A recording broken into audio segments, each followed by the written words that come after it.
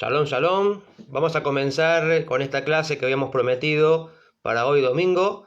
Vamos a tener una clase dedicada al tema, los 7 preceptos y los 7 colores del arco iris. Hemos cambiado el horario, así que estamos un poco más temprano. De todas maneras, esta clase va a quedar grabada para que la puedan ver en otro momento.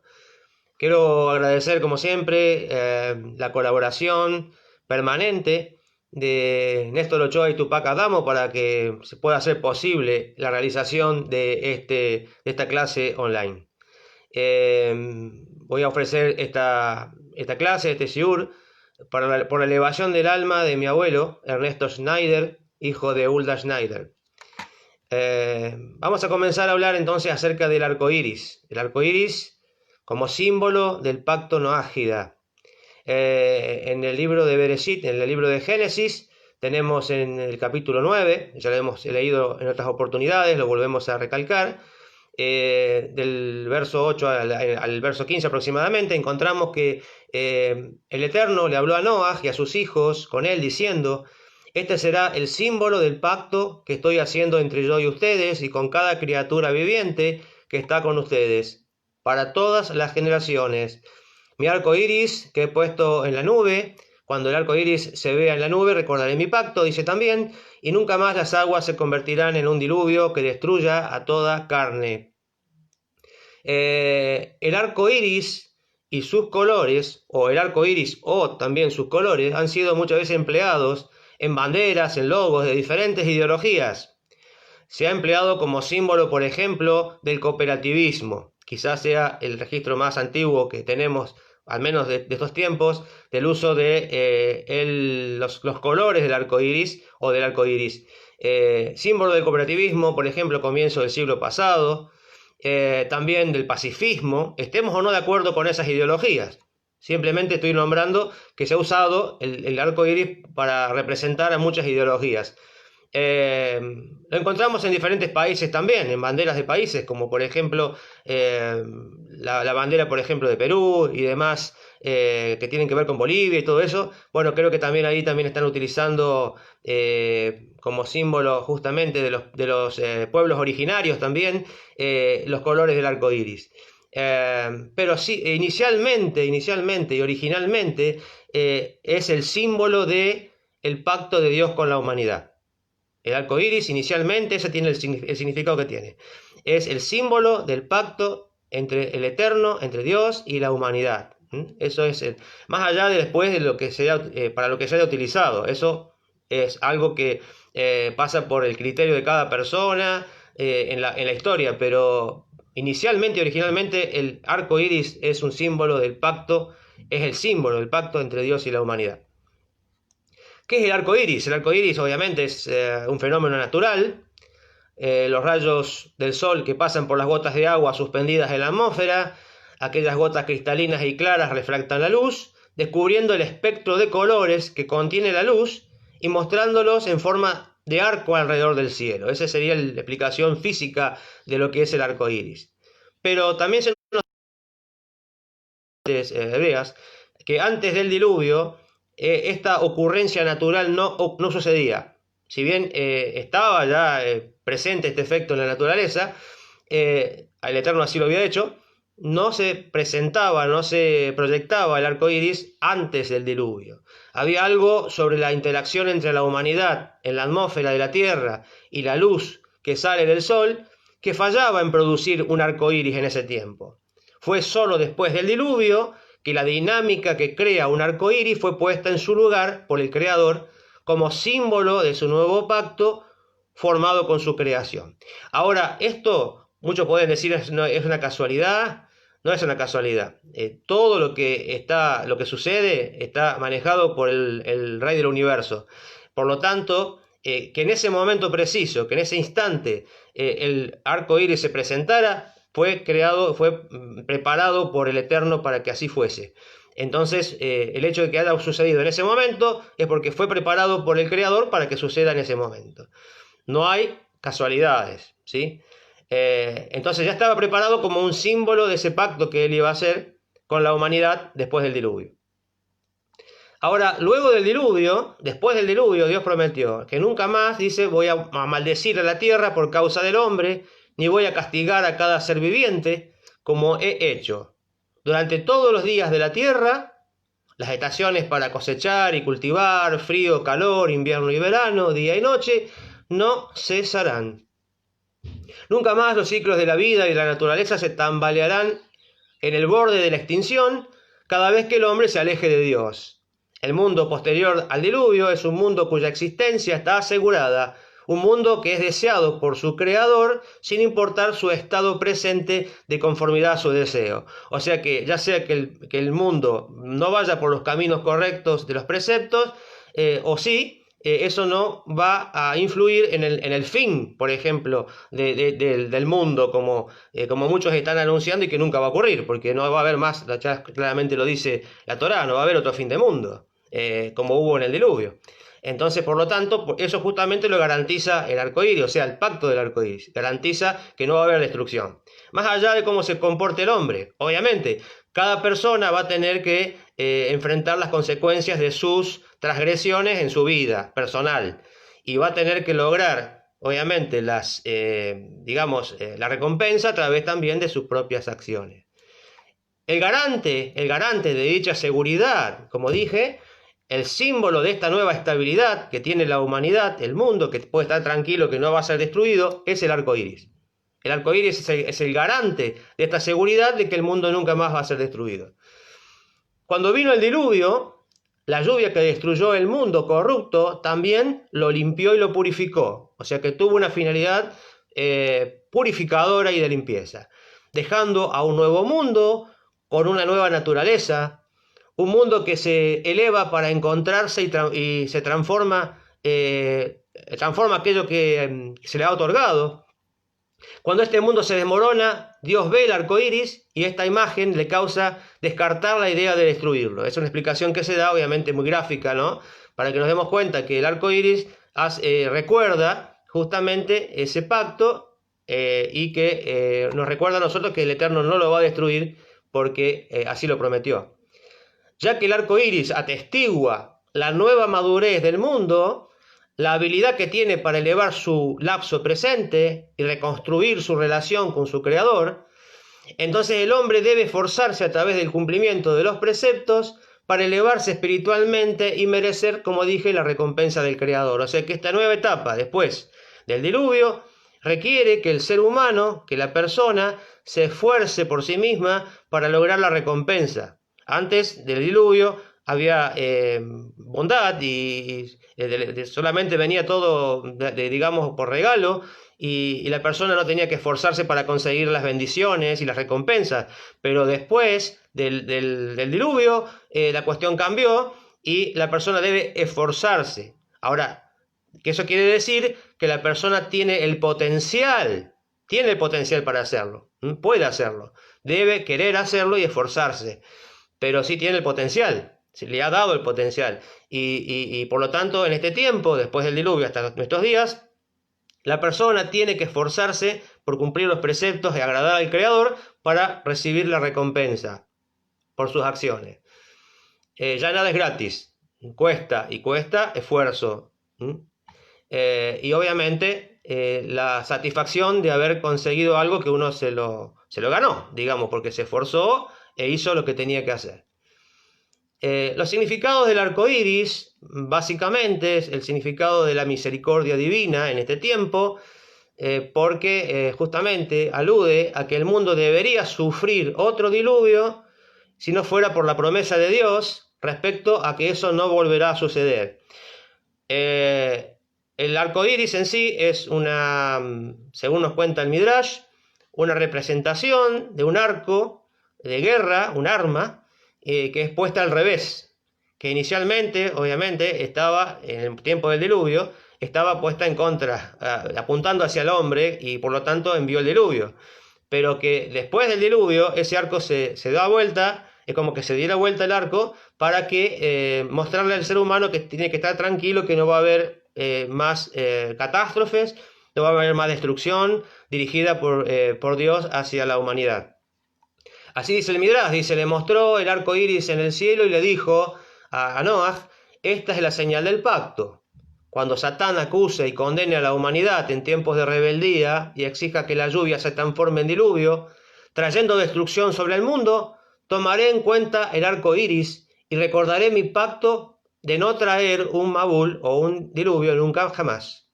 El arco iris ya había sido designado para este fin antes del Shabbat, del séptimo día de la creación, sería el Shabbat de la creación, el Erev Shabbat, anteriormente al Shabbat.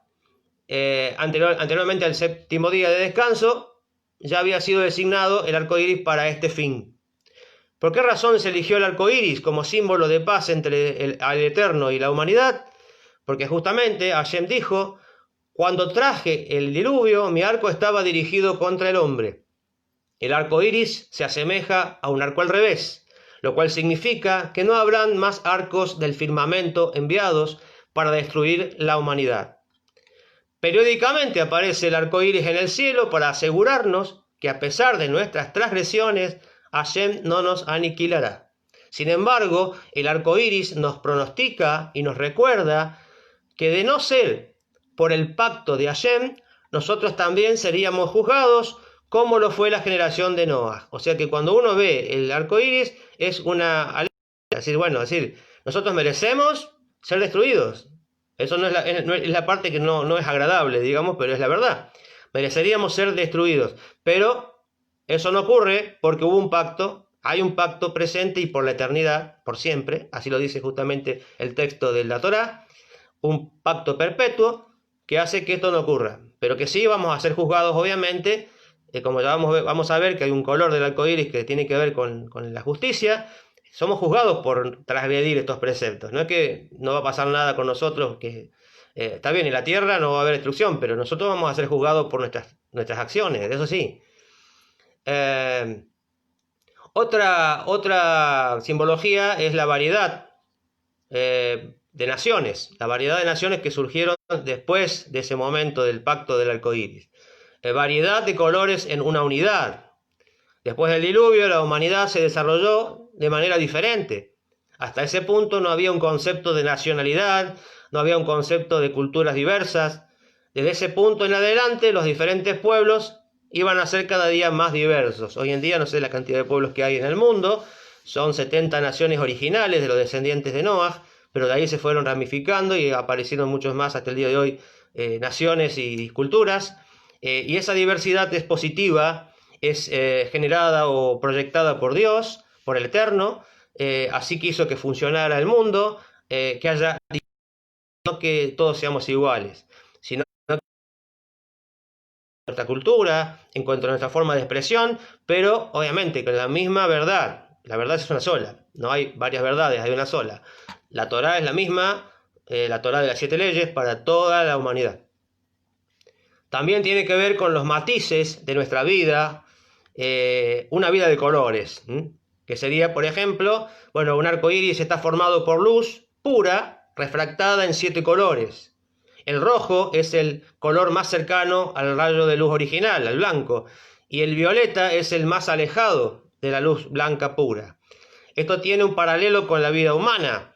Algunas personas están más cerca del Eterno y viven vidas que revelan su intimidad con el Creador. Otras personas están más lejos de esta fuente y nada en sus vidas da una evidencia externa de tener alguna clase de conexión o de relación con el Creador.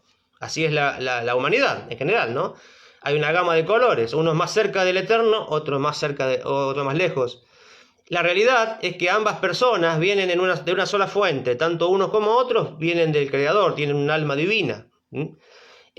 Tal como el rojo y el violeta son generados por la misma luz pura, podemos estar más cerca o podemos estar más lejos del Creador de acuerdo a nuestra conducta, a nuestra forma de vida.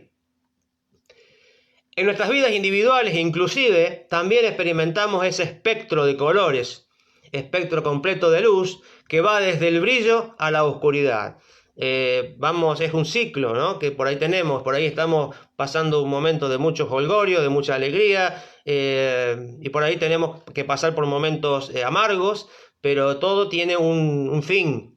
Tiene un fin y es justamente para que podamos a través de ello madurar, crecer, elevarnos cada día más. Algunos momentos oscuros son incitados por factores que vienen de afuera, el rechazo, el fracaso, al menos así lo percibimos muchas veces, pero muchas veces son partes de la vida en sí misma, ¿no? Ocurre una catástrofe, ocurre algo que viene más allá de la persona, que va más allá de la persona y que, bueno, eso hace que nuestra vida tenga un golpe, un sacudón, pero siempre es con una finalidad de bien para nosotros, es para que podamos crecer a través de ello. En ambas circunstancias podemos reconocer el interior luz de una roja luminosidad a una violeta, desesperanza. Pero a pesar de eso, nuestras almas siguen siendo eternas y la vida sigue teniendo significado. Toda alma humana está y siempre estará aferrada a la vida, que es el eterno. Todos los matices de nuestra existencia emanan de una única fuente de luz, a pesar de que no siempre sea como para verlo. Es más fácil verlo a veces al Creador en las cuestiones que nos agradan, en lo dulce, más fácil, viene del Eterno y todo es para nuestro bien. Ahora, desde la Kabbalah, vamos a ver lo que se expresa acerca de los colores que queríamos abordar en esta clase en especial. De los colores del arco iris según la Kabbalah, porque por ahí decimos, sí, hay una significancia, un paralelo entre los preceptos y los colores del arco iris, pero ¿de dónde viene eso? ¿Quién lo estableció? ¿Cómo sé que eso es así? Bueno, viene de la Kabbalah. Hay un libro que yo recomiendo, que justamente he tomado para poder preparar también esta clase, que es Kabbalah y Meditación para las Naciones del Mundo, del rabino Itzhak Ginsburg, que lo recomiendo también, en donde ahí está muy bien explicado todo este tema de los colores del arco iris con respecto a los preceptos, su comparación y su relación con los preceptos. Para poder seguir adelante, debo aclarar que es la Kabbalah básicamente, no es una clase de Kabbalah, es para explicar básicamente lo que significan los colores del arco iris. La Kabbalah es el aspecto místico y más profundo de la Torá. Esta fue recibida oralmente también por Moshe y transmitida de generación en generación a personas especialmente preparadas para estas cuestiones, que llevaban este tipo de conocimiento más profundo. Fue transmitida de generación en generación, luego fue escrita, fue puesta escrita en muchos libros por cabalistas en la historia del pueblo judío. Y obviamente es importante aclarar que la Kabbalah, básicamente así como se presenta, como sus libros clásicos como el Zohar, es para el pueblo judío, no es para los noágidas. Para poder tener conocimientos de Kabbalah para noágida tenemos que ir a un rabino que se especializa en eso, como por ejemplo el rabino Itzhak Ginsburg. Hay muchos otros rabinos que lo hacen, como el rabino Groisman, por ejemplo.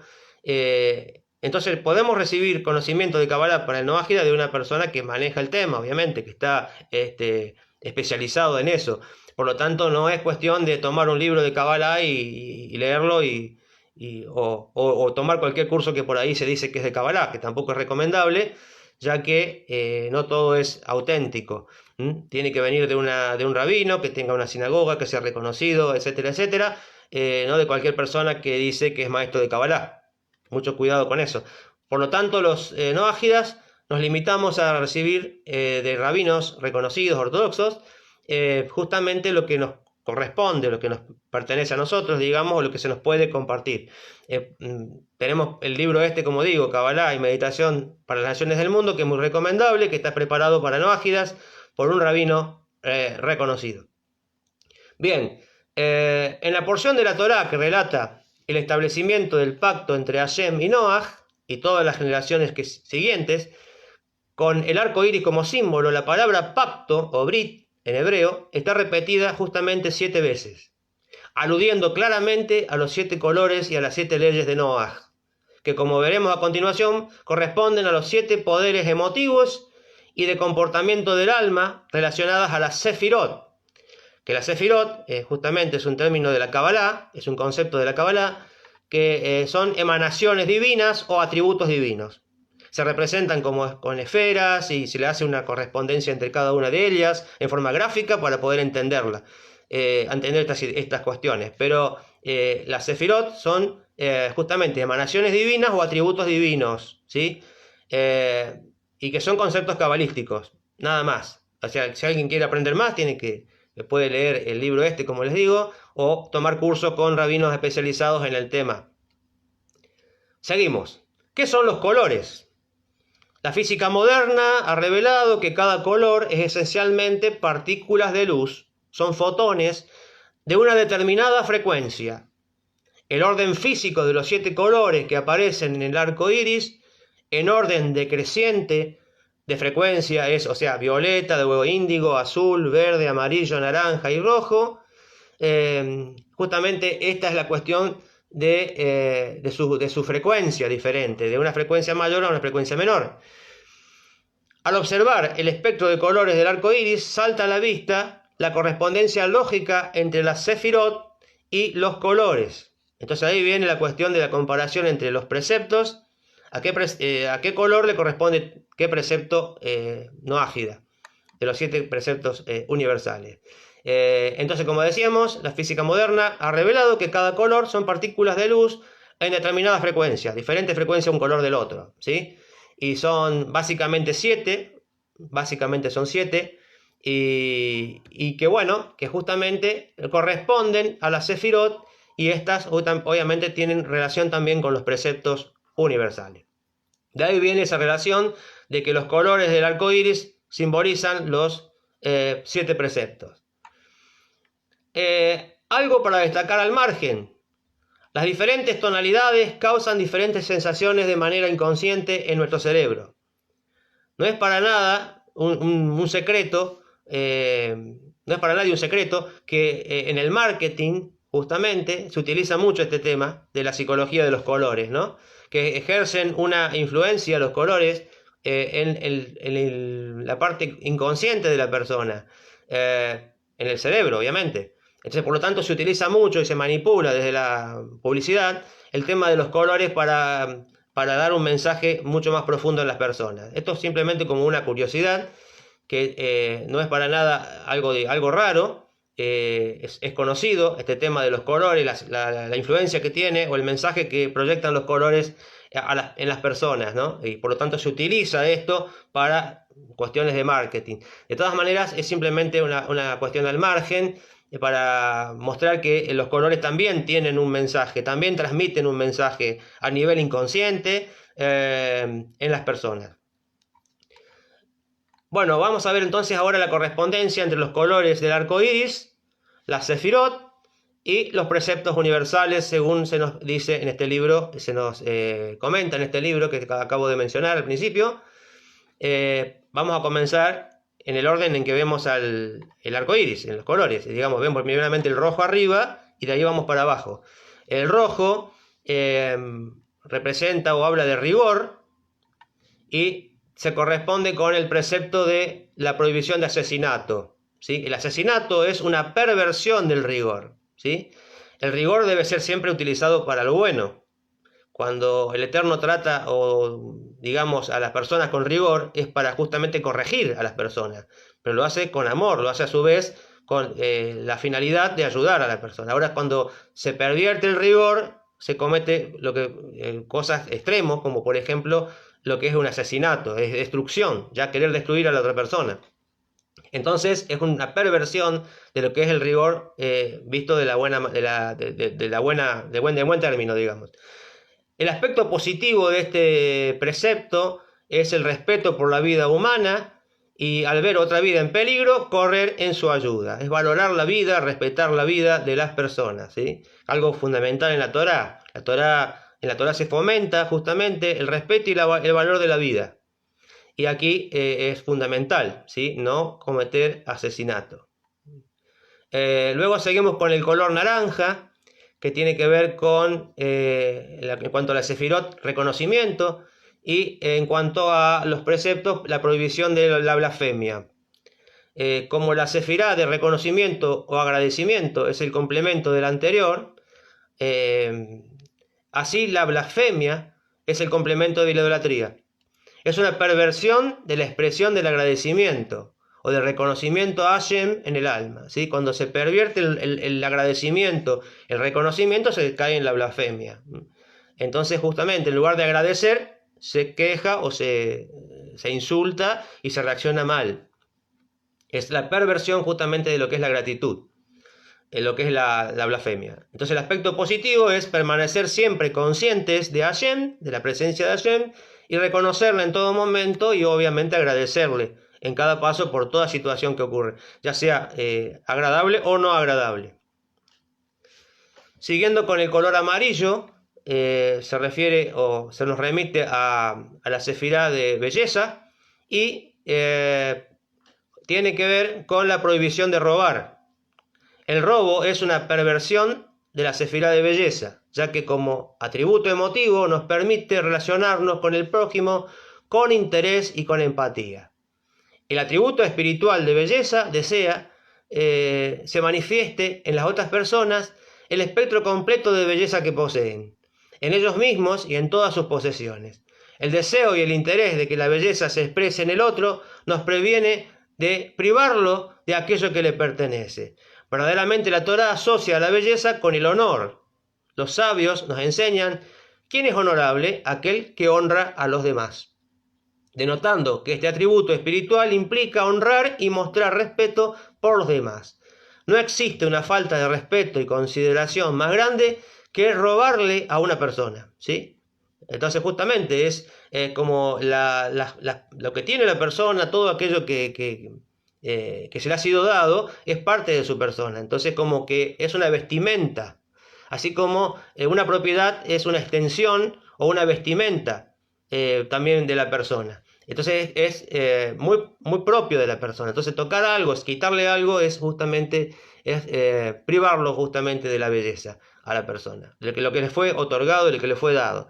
Entonces, por lo tanto, debe haber este respeto, y el aspecto positivo es respetar justamente la propiedad de los otros.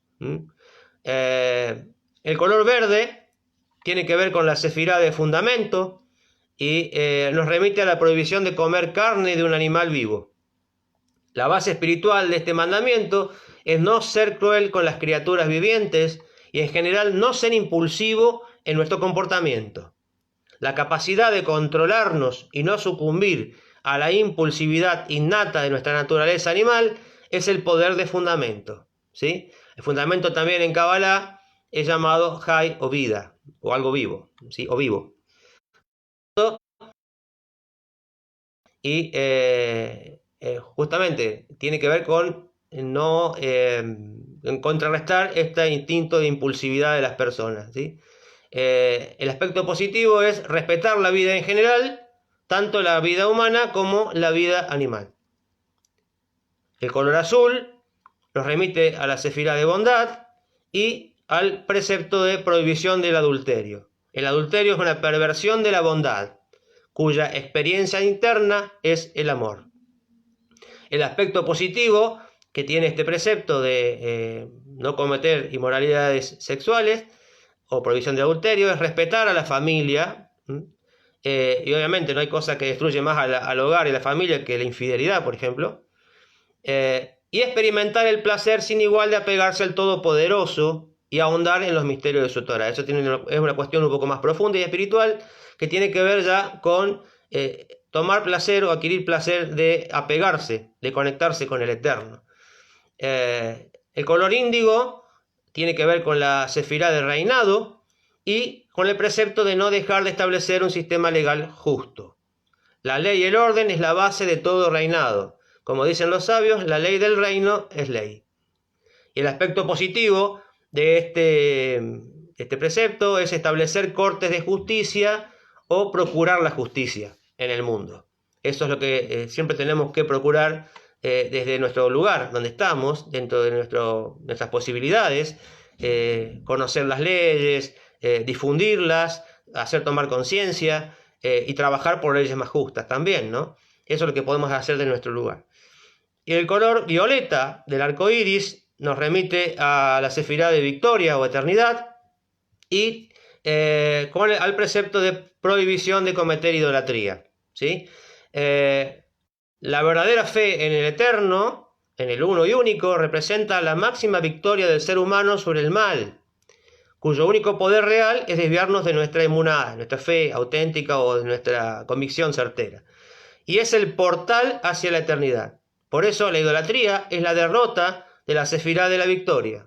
¿Sí? Entonces una persona que comete idolatría está desviada totalmente de su curso, el curso correcto que lo lleva hacia la victoria o a llegar al encontrarse con la verdad, con el uno y único. Entonces los desvía justamente de lo fundamental de la vida, que es poder encontrarnos con Dios. Entonces, por lo tanto, el aspecto positivo es la creencia en un único Dios. En realidad es mucho más que eso, ¿no es cierto? Más que creencia. Cuando decimos creencia, hablamos de la convicción certera, de algo mucho más profundo. La emuná no es solamente, no es fe como se entiende o se traduce generalmente en mundos que no tienen que ver con la Torá. Pero sí tiene que ver con la convicción certera y con desarrollar una relación con ese uno y único de total dependencia y confianza. Bien, hasta aquí hemos llegado al final, bueno, hemos llegado al final de la clase prácticamente con esto. Y bueno, si hay algunos que nos están viendo, sabemos que en este horario muchas personas no pueden estar presentes, pero esta clase va a quedar grabada para que la puedan ver en cualquier momento. Así que, bueno, quiero agradecer la presencia de los que están conectados, amigos que están conectando, que nos están viendo, Yohanan, Analía, Jairo, ¿sí? Hay algunos que nos están viendo, también Luis, también Néstor. Hay varios que nos están viendo y les agradezco su presencia en este medio virtual. Y la idea es poder traer un poco de claridad acerca de estos temas. Porque es cierto, muchas veces las personas, digamos, reciben el mensaje de que los colores del arco iris se corresponden con los preceptos. Ahora siempre surge la pregunta, ¿de dónde viene eso? ¿Cómo sé que es así? Entonces, bueno, aclarar estas cuestiones. Y sobre todo, bueno, el tema del arco iris, que es símbolo no ágida, y que no hay que avergonzarse. No hay que avergonzarse de publicar un arco iris, es como avergonzarse de la naturaleza, ¿no es cierto? Es algo que el Eterno creó y todo tiene una función, tiene un objetivo. El arco iris tiene el objetivo, como ya lo vimos, justamente para que sea señal para la humanidad, para que recuerde que hay un pacto que tiene que cumplir y que hay una misericordia que lo está soportando y que justamente le está dando una oportunidad de mejorar y de cambiar, en que cada momento la persona pueda reflexionar, pueda tomar conciencia, pueda conectarse con la divinidad y pueda mejorar. Esa es la finalidad. Por lo tanto, veamos al arco iris como algo realmente, como lo que es, ¿no? Algo majestuoso, algo maravilloso, que nos muestra la bondad y la misericordia divina y un pacto de 7 preceptos, un pacto de 7 colores, para que los observemos y de esa manera nos conectemos con la divinidad. Así que bueno, es un saludo para todos en especial y en este día domingo, y espero que tengan una muy buena semana. Así que bueno, nos vemos en el próximo encuentro. Shalom, shalom.